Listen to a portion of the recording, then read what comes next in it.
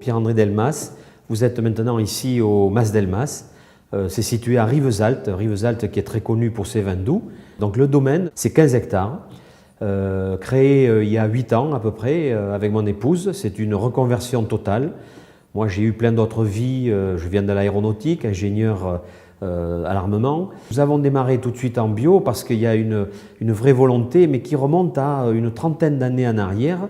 Ma fille, qui s'appelle Marie-Cécile, un jour j'ai jeté une bouteille en plastique à la poubelle, elle est allée chercher la bouteille, devant moi elle l'a écrasée, elle m'a dit « tu dois faire ça, tu dois trier tes déchets et tu dois me laisser une planète propre ». Il faut vous dire qu'à l'époque, je dirigeais de grosses entreprises, 300 personnes, dans les années 80, on ne se posait pas la question des déchets, on ne se posait pas la question des énergies renouvelables. Et tout d'un coup, vous voyez votre gamine qui a 10 ans qui vient vous dire ça. Et pour moi, ça a été un vrai choc. Et c'est depuis ce jour-là que le bio, le respect de la planète est parti. Et il y a 2 ans, nous avons implanté la biodynamie. Parce que de parler avec des collègues et de déguster des vins bio, dynamiques, ça m'a donné quand même des idées, des vins vivants. On a abordé autre chose et donc on a fait un essai pour voir comment réagissait notre vignoble et ça a réagi d'une façon extraordinaire. Et donc depuis 2 ans, on a lancé la biodynamie et nous allons être labellisés, du moins je l'espère, je touche du bois, Déméter là en fin d'année. D'abord, ce que je voudrais dire sur la biodynamie, c'est que c'est un chemin, c'est jamais un but. Ne croyez pas qu'on a un but, on a un vrai chemin, on n'est jamais satisfait de ce qu'on fait et on va toujours essayer d'améliorer. Ensuite, en termes de domaine, de parcelles, on a un terroir qui est argilo-calcaire avec un sous-sol schisteux. Ce côté schisteux est quand même assez important parce que c'est ce qui va donner en fin de bouche un côté épicé, poivre gris, poivre blanc et qui va donner de la finesse à nos vins et qui va les redynamiser en bouche. Ce ne seront pas des vins lourds. Ensuite, on a plusieurs îlots, on a à peu près 3-4 îlots assez compacts sur lesquels on a différents cépages. Donc pour les vins rouges, on est en cépage Grenache noir, Syrah et Mourvèdre. Pour les vins blancs, on a Grenache gris, Grenache blanc, Muscat Alexandrie, Muscat petit grain et Macabeu. Et avec ces 8 cépages, nous faisons à peu près 26 références de vins. Alors sur 15 hectares, je suis d'accord, c'est un peu de la folie, mais c'est la folie de la passion et c'est ce qui nous a amenés à être vignerons aujourd'hui.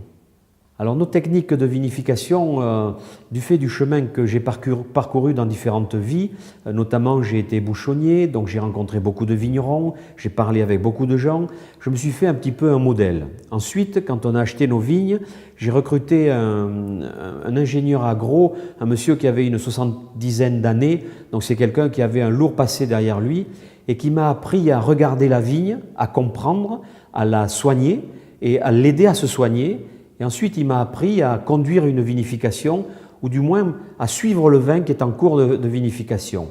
Donc oui, on a des méthodes un petit peu particulières, notamment on travaille beaucoup sur le froid, ce qui nous amène à avoir des extractions qui sont très fines, très soyeuses. Malgré ma corpulence, on me dit que je fais des vins féminins, ça ne se voit pas au premier abord, mais à la dégustation, ça se trouve très facilement. Le process de vinification, si vous permettez, ça démarre d'abord à la vigne. Donc d'abord, sélection des maturités. Donc ça veut dire pour nous, tous les matins à 6h, 6h15, dégustation, observation, prélèvement, analyse et on va déterminer le meilleur moment pour faire la vendange. Donc on a besoin des fois dans un vin de faire plusieurs vendanges pour avoir un volume. Donc on va chercher des maturités pelliculaires, des maturités phénoliques, des maturités intermédiaires. Tout ça, ce sont des process qui sont bien définis chez nous, mais en fonction des saisonnalités, de la climatologie, on va peut-être les modifier un petit peu. C'est-à-dire qu'on va écouter la vigne et on va goûter le raisin. Vendange à la main, cagette de 10 kg, et on amène les cagettes toutes les heures dans un conteneur frigo. On va tomber la température du raisin à 3 degrés. Pourquoi ? On veut bloquer les arômes. N'oubliez pas que chez nous, il fait entre 30 et 38 degrés à l'ombre quand on vendange. Le fait de les descendre en température va nous permettre aussi de ne pas utiliser de sulfite pendant la vendange et pendant la fermentation. Donc déjà, on va commencer à travailler sur des vins vivants. On veut laisser vivre le raisin.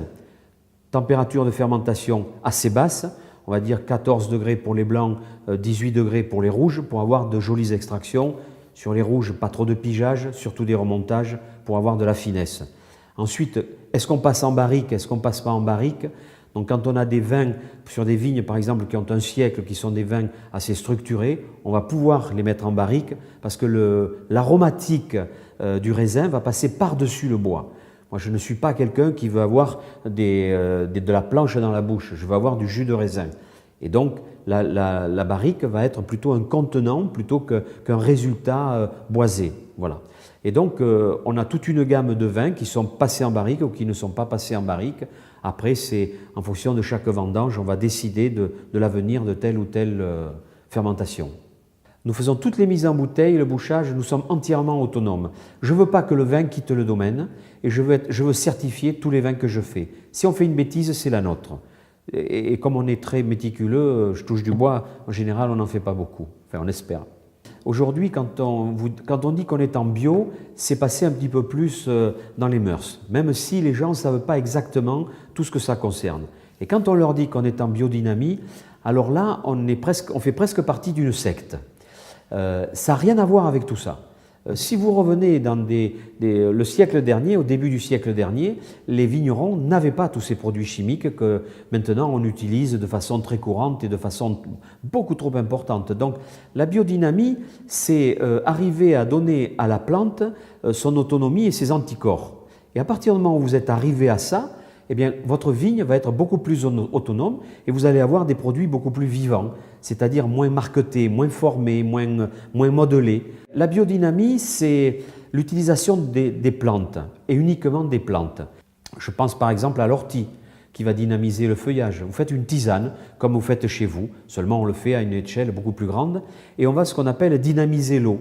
C'est-à-dire qu'on va faire tourner l'eau dans une grosse cuve en cuivre. L'eau aura été chauffée à 35 degrés environ et on va faire tourner cette eau et à un moment donné, on va la tourner dans l'autre sens. On va créer un chaos entre les deux. C'est ce chaos qui va provoquer une ionisation de l'eau.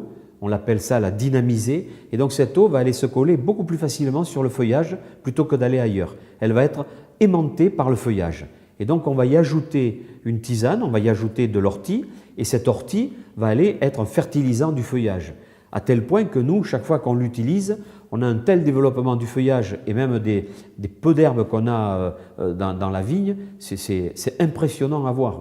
Mais quand vous voyez le résultat que ça donne dans la vigne, quand vous voyez qu'en plein mois d'août, vos feuilles elles restent bien à plat pour prendre la photosynthèse et nourrir la grappe, alors que les vignes d'à côté sont repliées pour se protéger du soleil, vous commencez à vous dire, il se passe quelque chose. Vous êtes obligé de le reconnaître. Je suis plutôt un pragmatique, ingénieur aéronautique, je vous l'ai dit, donc moi c'est 1 + 1 = 2. Mais là, c'est plus une formule mathématique, c'est de l'observation et c'est quelque chose de naturel à voir. Les insectes dans la vigne, vous devriez venir au moment des vendanges, surtout suivre les filles quand elles rencontrent des grosses sauterelles, des énormes araignées, une belle menthe religieuse, les coccinelles. Et ça, pour nous, ce sont des aides, ce sont des prédateurs. Donc on a une mouche qui a plusieurs générations, qui s'appelle le démis, qui vient pondre sur la grappe. Le ver va rentrer dans le grain de raisin, se nourrir, s'en aller et aller pondre à peu près 10 000 œufs à côté. Donc le démis, c'est quelque chose sur lequel il faut lutter. Si vous avez des insectes et les coccinelles, les menthes religieuses, les araignées, elles vont se nourrir de ces mouches, elles vont se nourrir des œufs, elles vont faire en sorte que ça ne se propage pas. Donc naturellement, on peut faire ça. En plus, on peut pulvériser un genre de tisane d'écorce d'agrumes qui va repousser ces papillons-là, puisqu'ils vont penser que c'est un agrume et que ce n'est pas du raisin, donc ils vont aller ailleurs pour pondre. Et donc on peut naturellement, sans produits chimiques, réaliser une opération et se protéger le plus simplement du monde. C'est pour ça que le bio a un vrai avenir. Par contre, je suis un petit peu soucieux des bruits qu'on entend qui viennent de l'Europe, où on vous dit qu'on va diminuer les normes, on va accepter davantage de produits, il y aura moins de contrôle. Non, je crois qu'au contraire, il faut être un peu plus rigoureux. Il y a 5 ans, 8 ans, quand je disais je suis un vigneron bio, on me disait mais qu'est-ce que c'est la différence? Pourquoi vous êtes bio? Vous êtes bon, nous on est mauvais? C'est pas ça.